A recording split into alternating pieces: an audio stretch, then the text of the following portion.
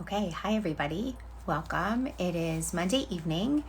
Tonight we are going to be interviewing Dr. Shai Krug, who is a therapist extraordinaire who will speak to us all about different aspects of relationships and intimacy issues in regard to fertility. And so I am really looking forward to getting him on here tonight and having this discussion.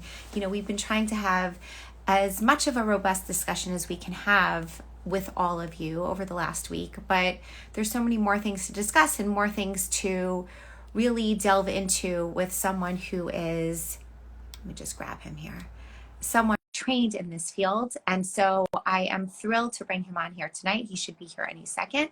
And this is what we're going to be discussing. And here he is.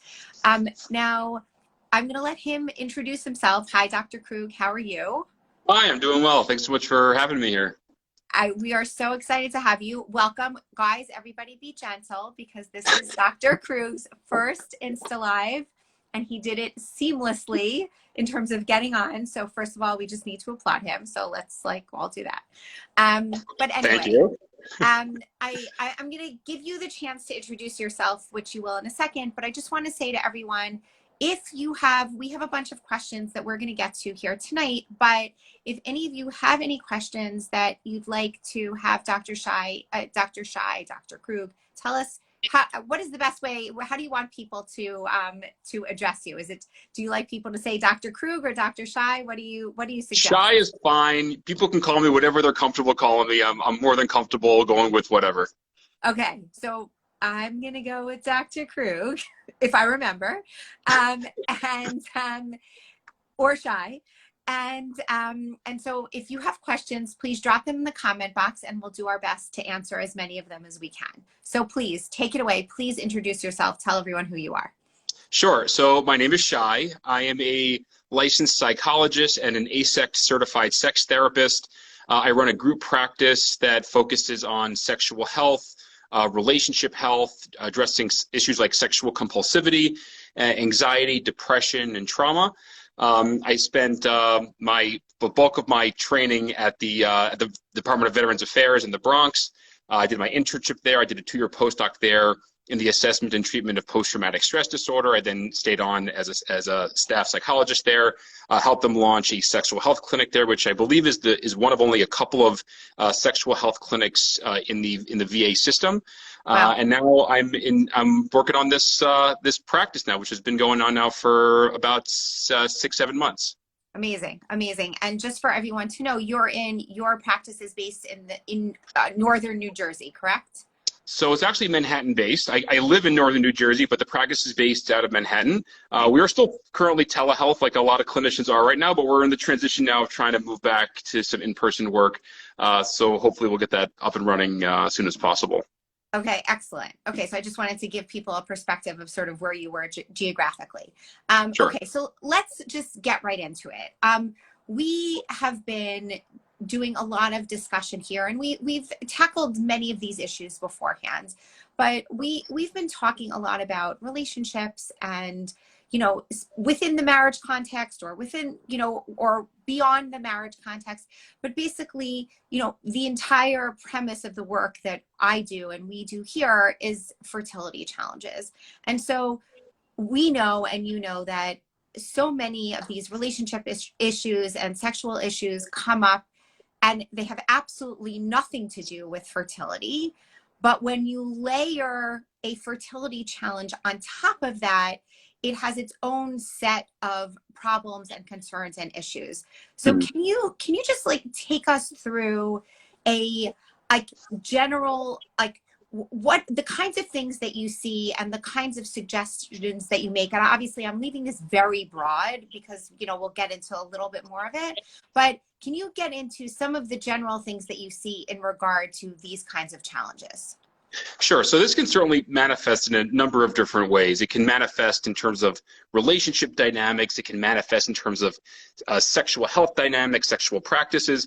In the relationship domain, fertility issues are such a potent topic for families, where you're talking about building a family, growing a family, and not being able to have something that is maybe so value congruent and so important to you is really taxing. It's taxing mentally, it's taxing emotionally, it's taxing relationally.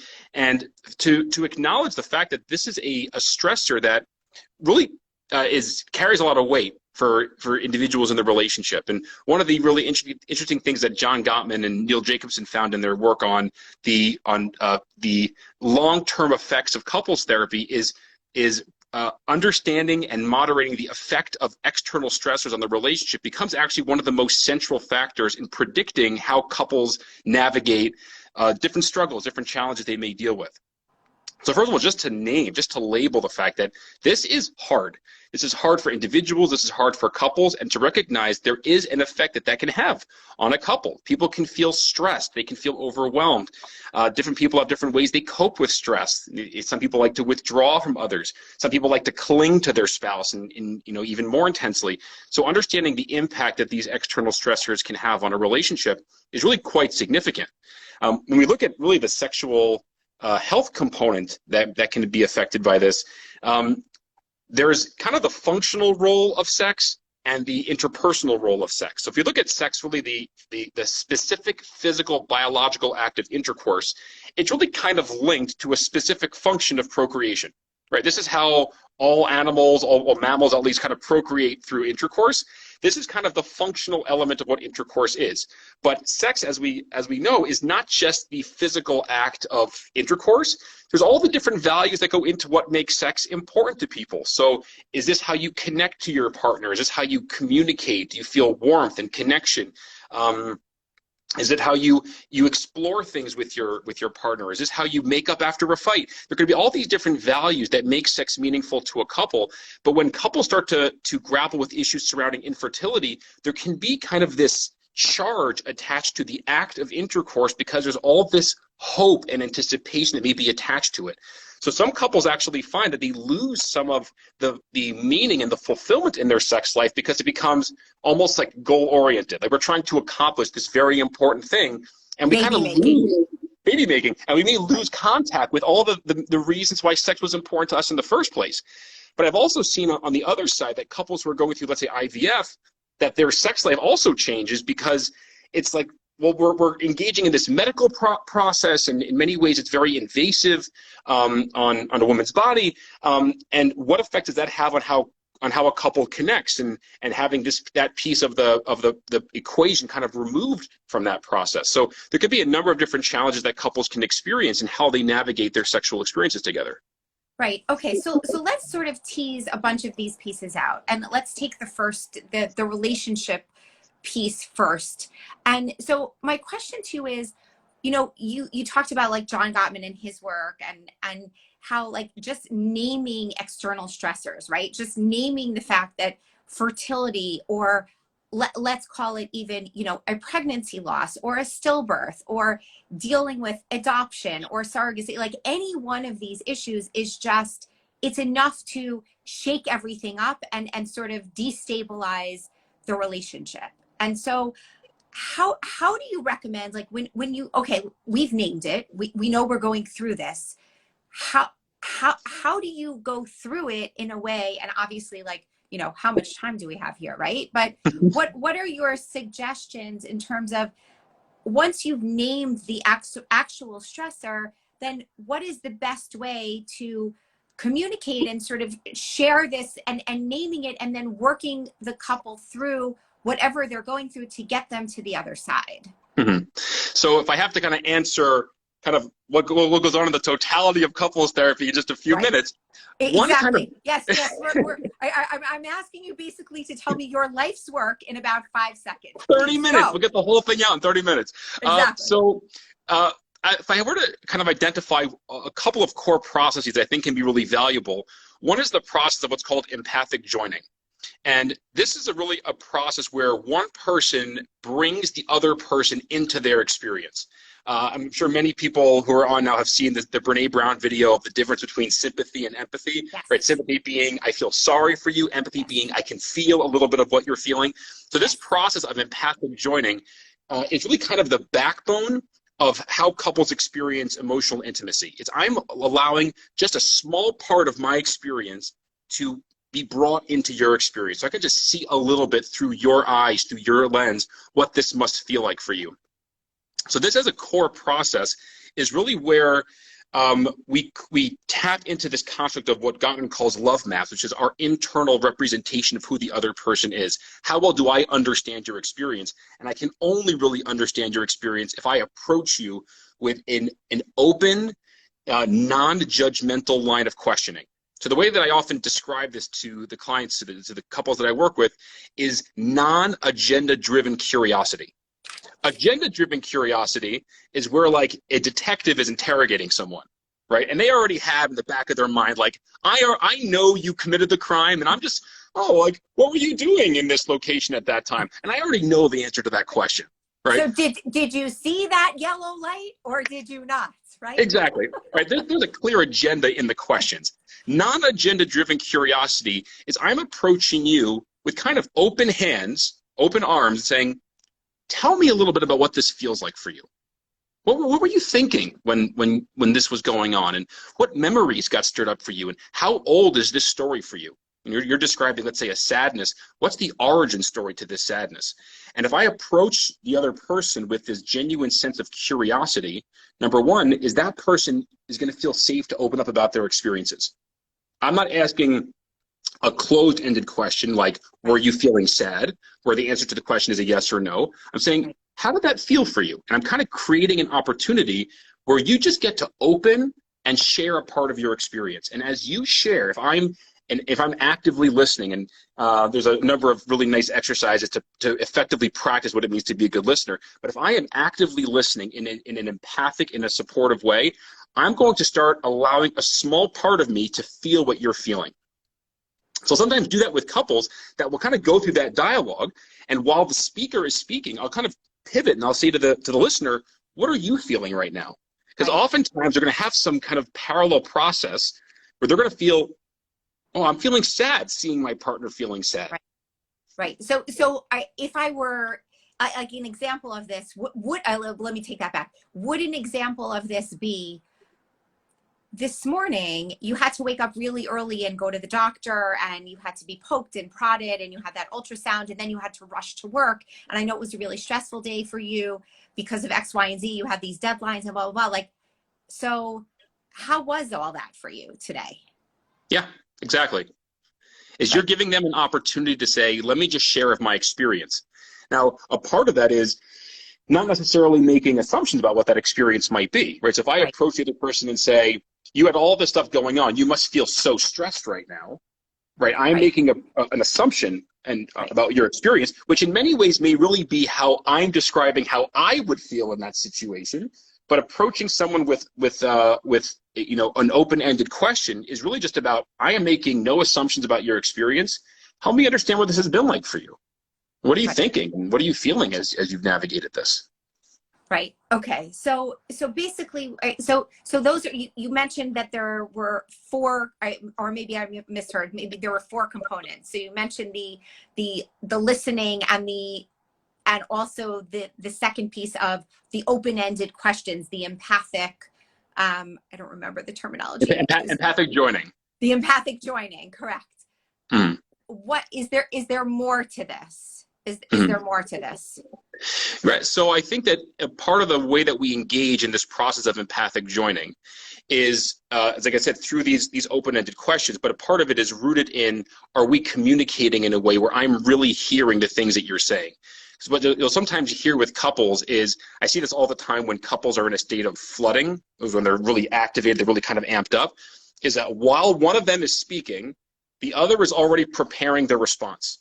And if I kind of pause the conversation before they respond, and I say, what did your spouse just say? They oftentimes have no idea. Like I can maybe have a general theme, a general idea. I'm not really in touch with what the other person is saying because I'm in my own mind preparing my response. So what it means to be an effective listener is really broken down to a few different skills.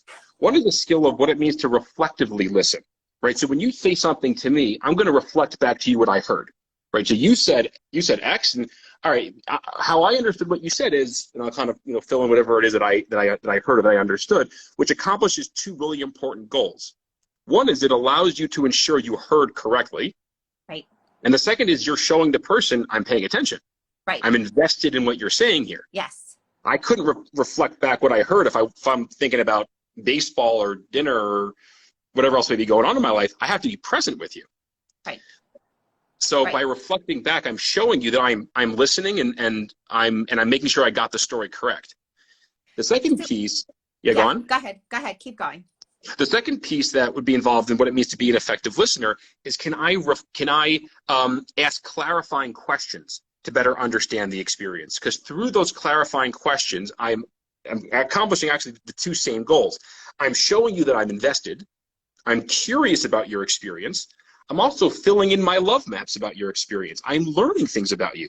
They could be things I didn't know before, or they could be things I did know, but I'm now bringing, it's now fresh information I'm bringing back into my consciousness, which is going to allow me to understand your experience in a different way.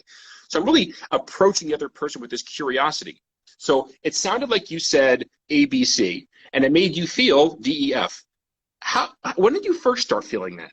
How long ago did this experience first come into your mind? And you're now filling in kind of you're filling in this map, this internal representation in your mind of who the other person is. Okay, so I guess my question is, when people are dealing with a fertility challenge, right? They've already had some history of their relationship, let's call it. Mm-hmm. And so they're not, generally speaking, obviously it depends on who we're talking about, but generally speaking, they've had already this history. And then they hit this challenge, this external challenge, this external stressor, and each one of them feel very differently about the way this stressor has hit them, and feel also very differently about the way they think they should be forging ahead. And Sure. so how do you recommend, and I hear this a lot from couples. It's, yes, obviously we need the empathic joining, we need the effective listening, we need all of those things.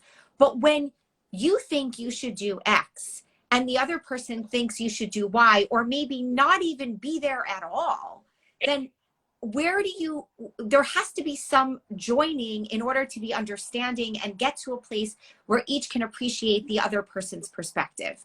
And when they're so ensconced in their views, their ways, whatever it is very hard to build that bridge. What are your thoughts about that?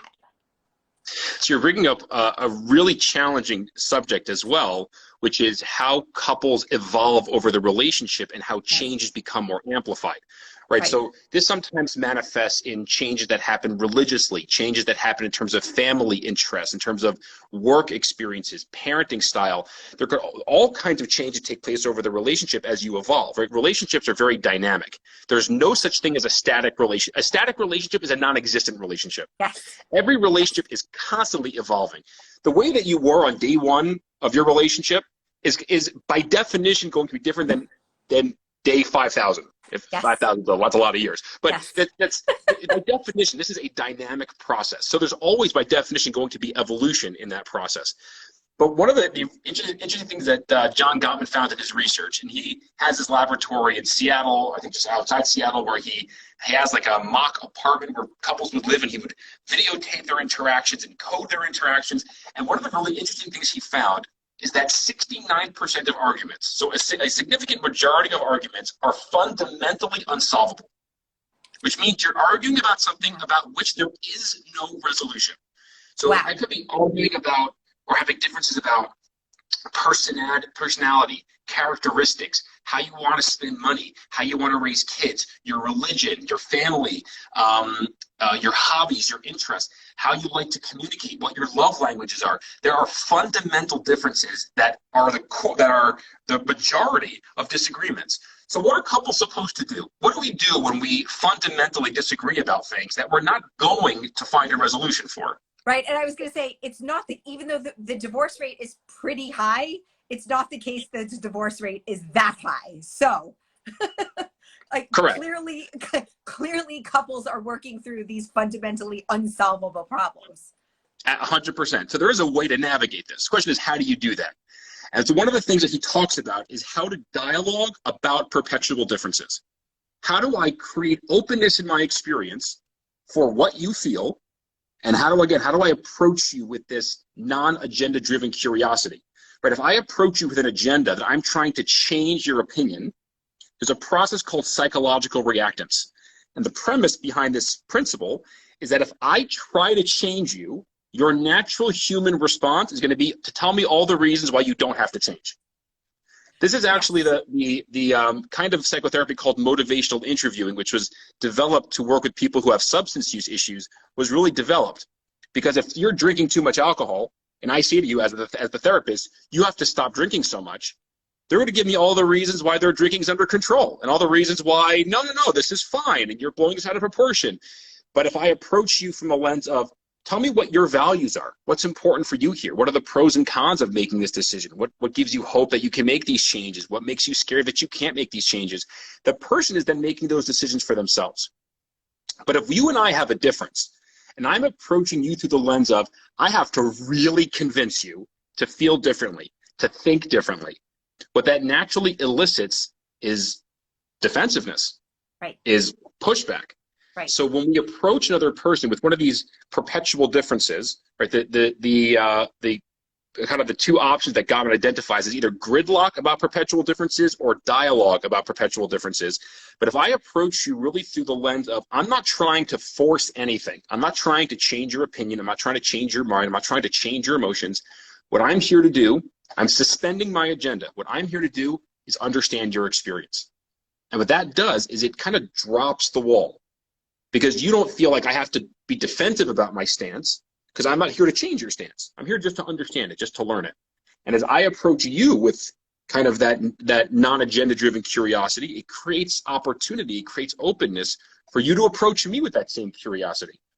Now, it still may come down to the question, well, all right, I've now understood your opinion, you've understood my opinion, and we still think different things. Right. Well, what do we do with that? Right. So this may be where we bring in kind of, how do we compromise about this? How do we find common ground where you and I can both feel like we're being understood, where we're being respected, but we both feel like our values are being understood and being upheld? There may be situations, I'm sorry? No, go ahead. I'm like thinking out loud, but keep going. There may be situations where that becomes untenable for a relationship, right? So if one person, let's say you have a married couple, and one person says to the other, I've decided sex isn't for me. I don't want to have sex anymore. That's a big difference, right? That may be something that the other partner in the relationship is not comfortable with. Now, if you have a situation where one person says, this is now no longer a part of my life, and the other person says, but I want this to be a part of my life, you then have to have an open conversation. Does this relationship then work? Because sometimes there may be situations where the differences that we have we can't create compatibility between those differences. So sometimes that is a part of the conversation, but to be able to be open and reflective about your experience with that. So to say, this is not something I'm comfortable doing, that's something that I want to be doing. Help me understand what your thoughts or feelings are about that. Right. I think, Rachel Tuckman just wrote here in the comments that Esther Perel says that we need to differentiate between the problem that's to be fixed and a reality that we need to live with. Like, it's exactly everything you're saying. And it ties into so many issues that come up in this space, which is like, I can give you a dozen, but like a few that are coming to my mind are, I want to pursue treatment and you don't want to pursue treatment. I want to pursue only this kind of treatment, but not that kind of treatment. Mm-hmm. I'm ready to start trying now, but you're not ready to start trying now. Mm-hmm. I'm still grieving the loss of my child and I'm still grieving over the loss of our child and you've already moved on. Mm-hmm.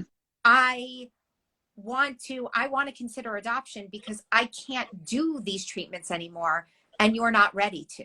Like, mm-hmm. There are a million different permutations of this exact scenario. Mm-hmm. And basically really what you're saying is, for every one of these situations, it boils down to having these conversations where you can hear the other person and approach it in an open way where you can actually hear their experiences and hear the other person's experiences and then maybe forge forward Mhm. and try to live with it, so to speak, or not, depending Mhm. on what exactly it is. But it also speaks to the fact that there are really multiple tiers to these conversations, multiple layers to these conversations. Right. So oftentimes couples will get stuck in the conversation up here when we're really talking about what's happening down here. So if a couple is in a space where they're talking about, let's say one individual in the relationship says, I want to move forward with I don't know, some IVF. medical IVF, IVF. some medical intervention, and the other says, I'm not ready for that. We can get caught up here in the debate over should we, shouldn't we? But if we get a level down, or even a couple, 2 or 3 levels down, to really ask, what emotions are showing up for you when you think about the prospect of doing a medical treatment? And if what you can start to get at is the real meat and potatoes of the story, right? Where someone can say, I'm actually feeling really scared. I'm scared that we're going to do this thing and it's not going to work the way I want. And I'd rather not do it and have the thought that maybe we could than to try it and find out we can't. I'm really scared. And when we talk about those deeper emotions, where maybe you have a feeling of fear on the one hand, and maybe on the other hand, you have a feeling of sadness. I have this thing that's so important to me, and we don't have that thing that's so important to me. That makes me feel really sad. When couples dialogue on that level, that's really where empathic joining lives. Because help me understand the sadness, help me understand the fear. It's not just the content of the story, it's the themes that underlie it. And there's a huge amount of opportunity to connect to the pain points. And part of why that could be so valuable is, and this is a theme I talk about, not just in the context of sexual health or relationship health, but really the experience of pain, which is such a staple of the human experience. Like you won't meet a person on earth who says, I got nothing that hurts. Exactly. Right? Pain is just such a staple of the human experience, but pain in some way is always attached to purpose. Right? The things Meaning, that hurt us, exactly. The things that hurt us hurt because there's value and purpose that underlies it. Right? If, God forbid, someone loses a loved one, if your reaction to that is, whatever, it means you didn't really have a relationship with that person. If your reaction is deep grief and deep pain, it means you really cared or loved that person. So where pain shows up, we actually have opportunity to better understand the values that underlie the pain. What's important to you here? When you talk about this fear, you talk about this sadness, what's important to you here? And you may be talking about how deeply important having a child is. And is there significance? Is there fulfillment? Is there reward in connecting to those values in a way that is meaningful for you? So while it's really, this is the exact opposite of brushing stuff under the rug. Like, we're not ignoring, we are not denying, we are not avoiding anything. We are openly talking about the fact that I, as a human being, am experiencing the very normal human pain associated with not having something that's deeply important to me. Let me share what that feels like for me. Help me understand what this feels like for you. And that creates that dialogue. Again, that's like the, like if you have a plant bed in front of your house, that's the fertile plant bed of growing empathic joining and growing vulnerability and growing connection. It comes from those spaces of sharing those deepest parts of ourselves.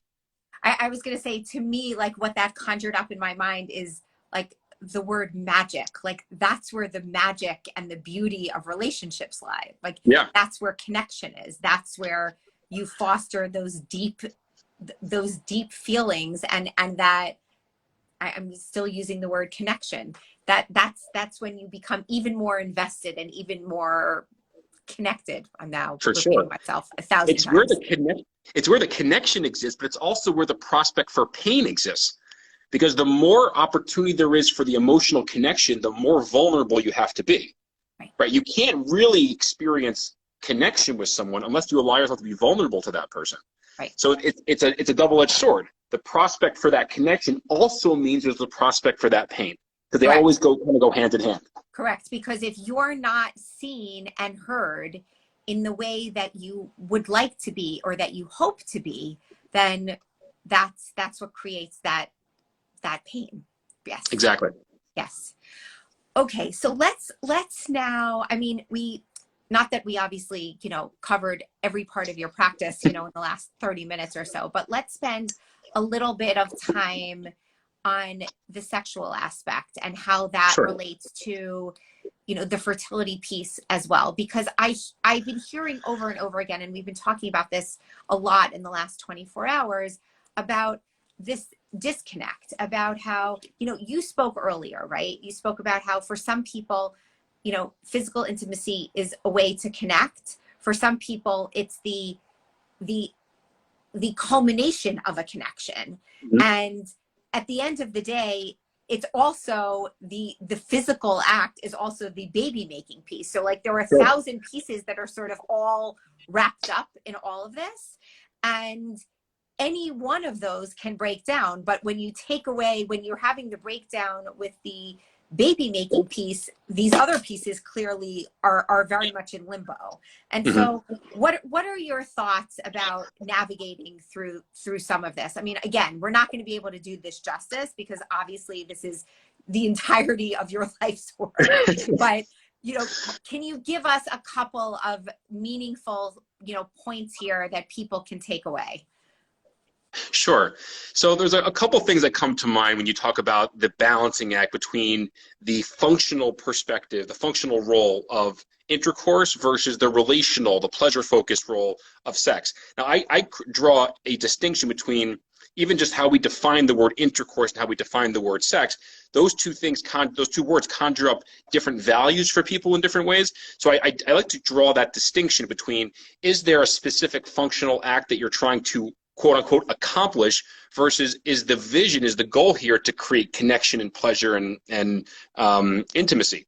So kind of differentiating between those two concepts. Yep. It's also, I think, so I guess related to that concept is sex seen as an outcome-focused process or as a pleasure-focused process?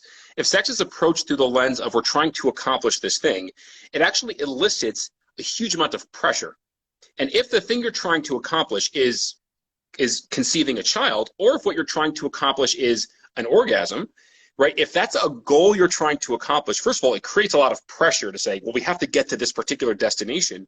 But it also means you potentially lose contact with all the things that may be valuable or enjoyable to you in that process. Ian Kerner, he's a sex therapist in New York. He wrote a book, She Comes First.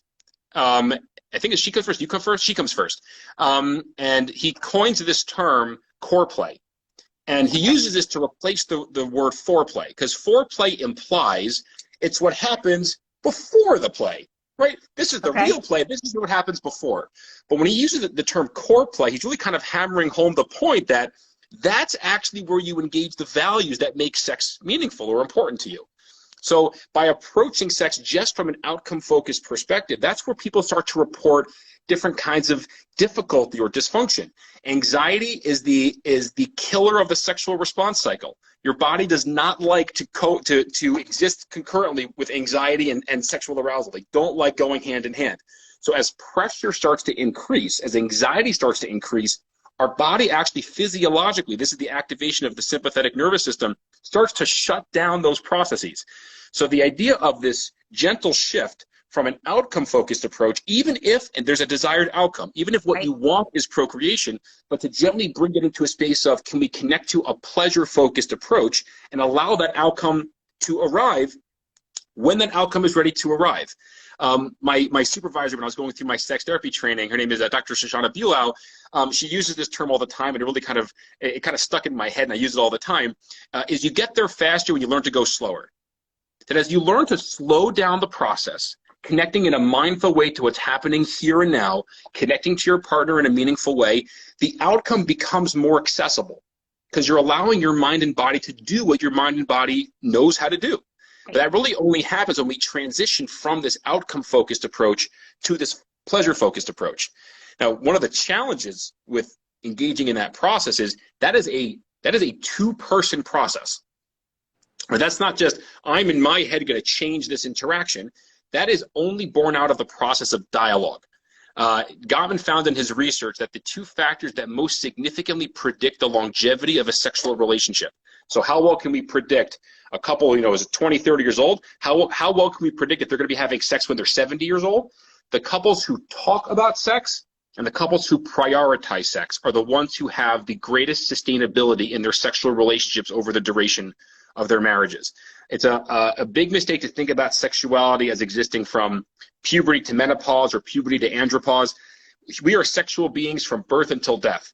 So if we tend to that sexual part, to our sexual selves, that continues to grow and evolve with us. There are obviously changes that take place over the aging process, Right. but there needs to be active intentionality in how are we tending to this process component in the relationship, not just the outcome. I guess that, like, but how do you practically, right? I mean, I'm dealing with families, I'm dealing with couples, I'm dealing with individuals who are specifically trying to have a child. Mm-hmm. And like, and I hear like, and just even in the last 24 hours, it's around the time of ovulation, like neither one of us can get aroused, or he can't get aroused, Mm-hmm. or I'm not interested because I know there's no possibility of us like making a baby now anyway, so it's hard for Mm-hmm. me to get there emotionally. Or how do I even begin to get to that place when, like, you know, we're supposed to be doing it exactly in this way. Like, you know, there are specific couples who are, like, according to the rabbi, and we're not debating the Jewish law halachic perspective of this right now, but there are some rabbis that say that if you need to collect a sperm sample, that it has to be with a special condom instead of doing it like with a man masturbating in the lab and getting a sample that way. And so it's this extra added pressure of where, like, the wife needs to be there and the whole 9 yards. So there are so many layers Sure. on top of all of that. Like, how? Come on. And you know, we only have a few more minutes here. So I'm waiting for, like, the crystal ball and, like, you know, the magic answer here. So how? All right, so there is a magic answer, but it's not an answer that's easily accessible. The key there, in many ways, is the process of mindfulness. Our mind does a phenomenal job living in the past and living in the future. We do it so seamlessly. You can experience in the present, in this moment, the most painful memories from your past and feel like they're happening now. Our mind does this seamless job of pulling us to different parts on our temporal placement in the space-time continuum. It's a seamless job. Things like anxiety inherently live in the future, right? Your mind is pulling you to what's going to happen tomorrow or next week or next month. Totally. Things like depression and grief and loss, even things like anger, live in the past. Our mind is pulling us to prior experiences that were upsetting or painful for us. Now, the problem is we can get hooked into either side of that continuum and get stuck there. And if we're stuck there, our body reacts to those powerful emotions. So one of the ways to navigate that is, and this is an important component to acceptance and commitment therapy, which is one of the primary modalities that I use, is don't fight those emotions. Don't fight those memories, because you're going to get you'll pull down a rabbit hole by getting into the struggle against your emotions, right? The parts of our brains that feel are not parts we have access, conscious control to, conscious access to. These happen below the level of consciousness in many cases. So if you get into a struggle with that part of your being, we're gonna get hooked into that. We're gonna get pulled down by that. So the alternative to getting caught in the struggle is gently becoming aware of the experience of that pain, but centering myself in my body. That could be using my breath, using my sense of touch, my sense of hearing, my sense of smell. It could be using visualization. It could be using, mindfulness is not a specific activity. It's really a way you do something. So you can mindfully eat, mindfully watch TV, mindfully do the dishes. You could also mindfully touch. And this is really one of the core interventions in sex therapy is called sensate focus therapy. And the premise behind sensate focus is touch is a remarkably powerful sense. It's I guess really in all cases, the first language we learn, right? When a baby is born, the first thing that happens is the baby gets placed back on the mother. You're going to feel the mother's touch. Before we're verbal, right? We rely on touch to feel nurturance and love and warmth and connection. Touch in many ways is such a primal part of our being, but we sometimes lose contact with that. As our thinking mind gets more and more active and we start to rationalize and intellectualize things, we can lose contact with the rawness of what it means to touch. But touch in many ways is such a central part to our experiences that if we lose contact with that, think about what happens to our ability to engage in sex in a meaningful way if we're not in touch with our experience of touch. Right. So what is sensate? we're taking the agenda off the table. We're saying this is not leading to sex. This is not leading to intercourse. This is not leading to sexual stimulation. We are tuning into our experience of touch, where I am focused on what it means to be in touch with your body. And we're focusing on things like temperature, texture, pressure, really being in touch with the sensory experience and noticing my sense of pleasure just in my sense of touch. Some people get confused by that idea because we kind of create this fusion between sexual touch and touch in general. If I'm touching my spouse, how could that not be a sexual experience? Right. Well, the example I like to give people is, if you've ever seen, they have these stress balls that if you like squeeze it, like it's like a gel that comes out this side, or you squeeze it here, it comes out this side. It's like a nice like sensory experience. Yep. And you can like you play with it. It's like a fun sensory it's a fun sensory experience on your hands. Or like, you ever seen, like, they have this block with pins in it. If you push on it, it has like, makes a handprint on the other side. It's just like it's a fun sensory toy. Are either of those toys erotic or sexual? Right. No. Right. We're just enjoying our sense of touch.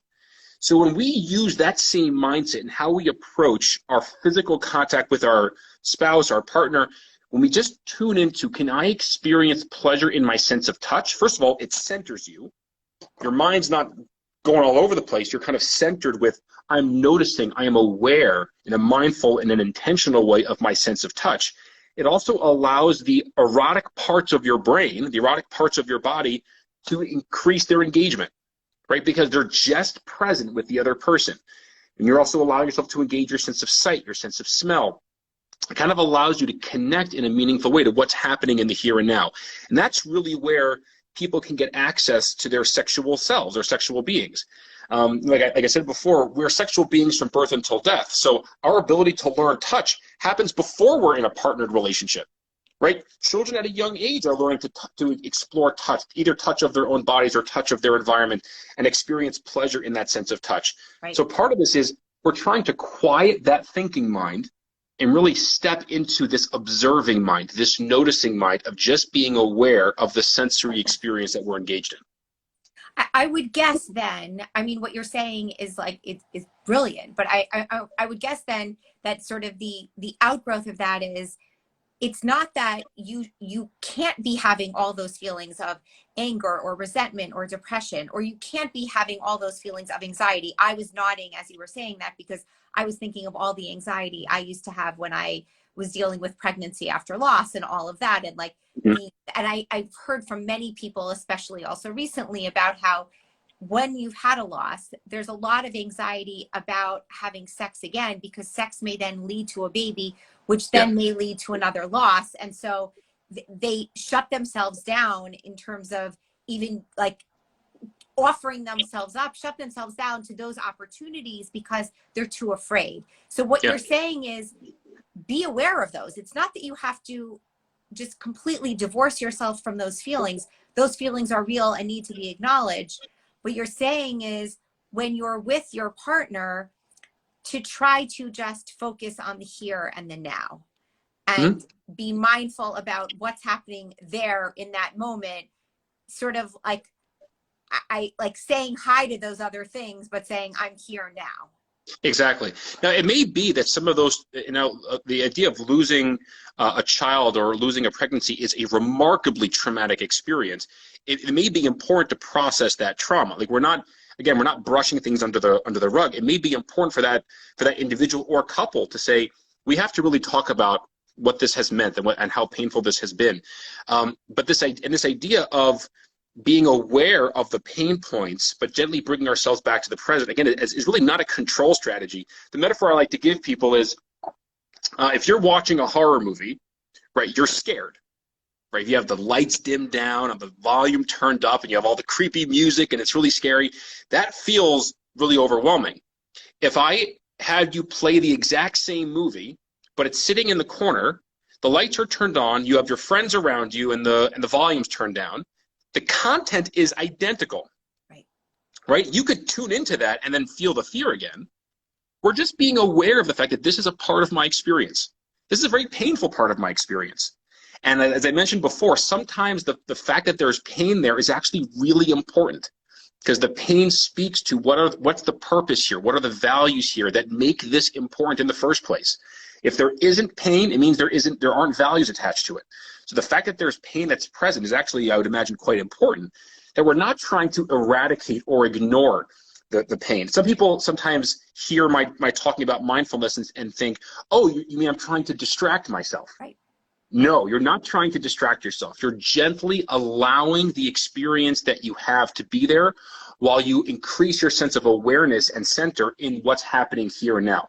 I'm not avoiding anything. I'm just aware that it's a part of my experience, but it's not what has to define my experience.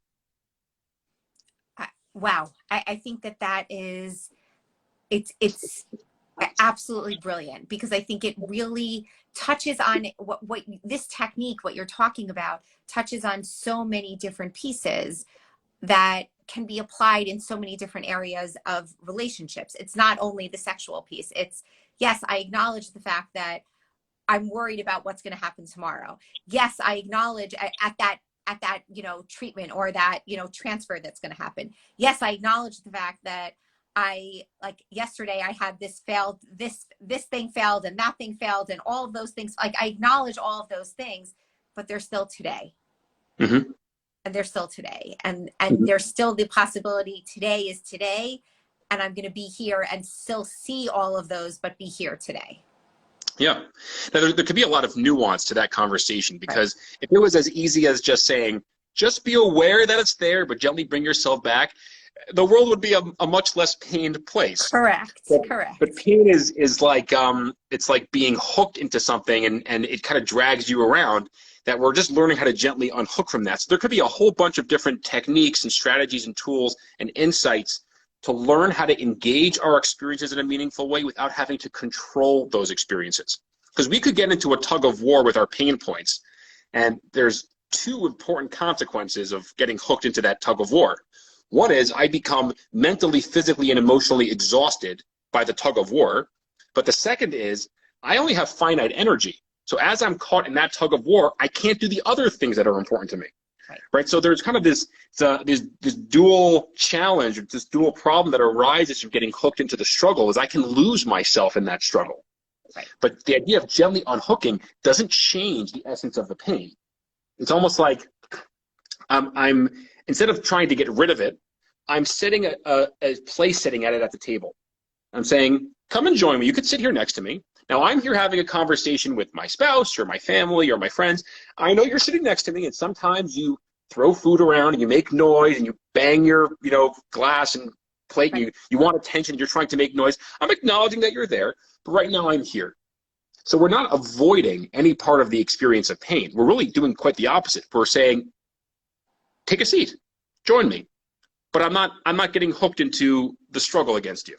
I love it. Look, I mean, we could go on for hours, I think, dissecting so many different aspects of your work and the relationship work and the sexual work as it relates to fertility. But I really just wanted to give people a sense of what this kind of work would mean and what it does and how it helps people to work through all of these different challenges, because we know that fertility is, as we started out this conversation, right? It's one stressor, but relationships, we know there are lots of stressors that come in all of our lives, and good back and forth communication, discussing, empathic joining, all of those things are necessary to make it through all of the different challenges and stressors. So I'm so grateful for this conversation.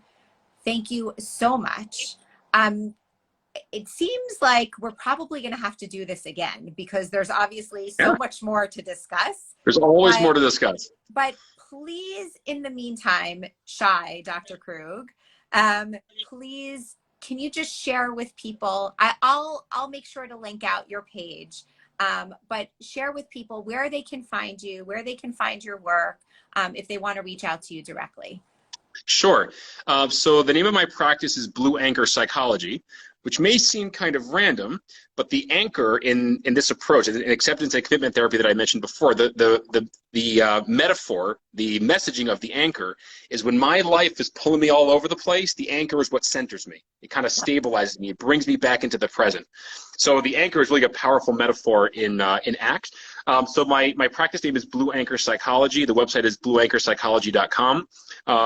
And this is really where we're spending a lot of our focus, and helping couples, helping individuals navigate their individual pain points, their couple pain points, if they're related to sexual function, sexual health. We have it's a fairly small practice. You have a number of different clinicians, but this is really what we're focusing our energies on.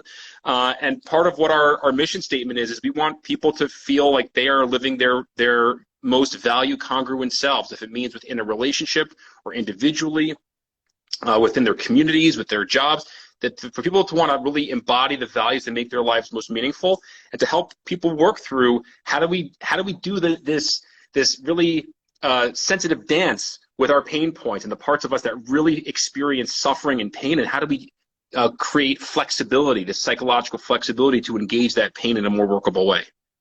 Phenomenal.